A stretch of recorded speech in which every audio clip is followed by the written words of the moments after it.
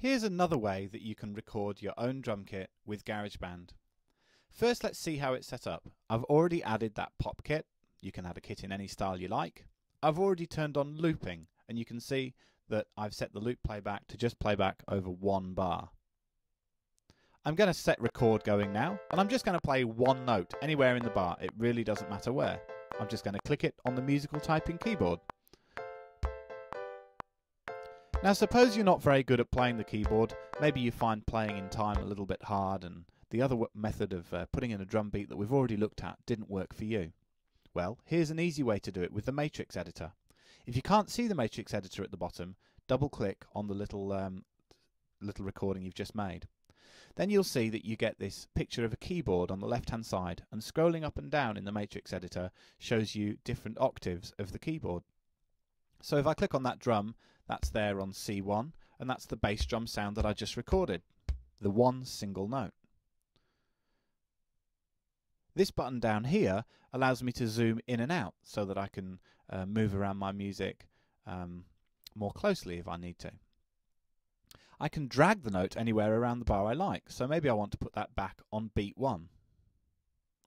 Then, if I hold down the Option key while I drag, or the Alt key, it makes a copy of that note, so I can actually move another copy of that note to anywhere I like. Holding down the Alt key again, and dragging up, I can change that note to be on different drums. And you can hear each drum as I move it around. Let's have a listen to that now. So there you go. I've just made a simple beat by dragging extra copies of notes around, simply by holding the Option key and dragging notes up and down. Let's add some more notes in the same way. Hold down Option, and I'm going to add some hi-hats. Now that note's too long if I want to put in shorter notes like quavers, so I can drag hold of the right hand side of the note and then just drag it in to the left, and that makes it shorter.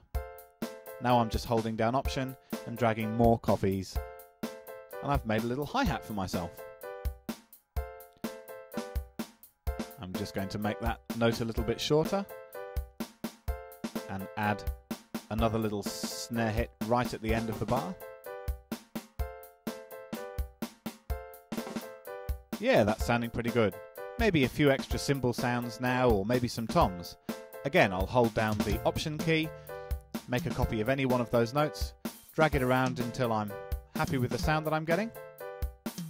The nice thing about this method is that you can just drag any old note anywhere, see what it sounds, and if it doesn't sound right, just drag it somewhere else. It's a pretty intuitive way of writing a drum beat. So, once I'm happy with it, I can adjust a few other little things. This slider over here changes the velocity, or if you like, the loudness of each note. So let's make that first kick really loud and the second one really quiet. I can also solo the track by pressing the yellow solo button there. And now you can hear I've made that first bass drum really loud and the second one really quiet. Let's turn the second one up. You can hear that change. Now let's change the snare.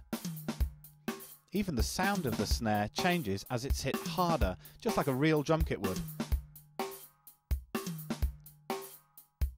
So I can make lots of individual little changes to how loud each note is, and just individualize that performance a little bit more again.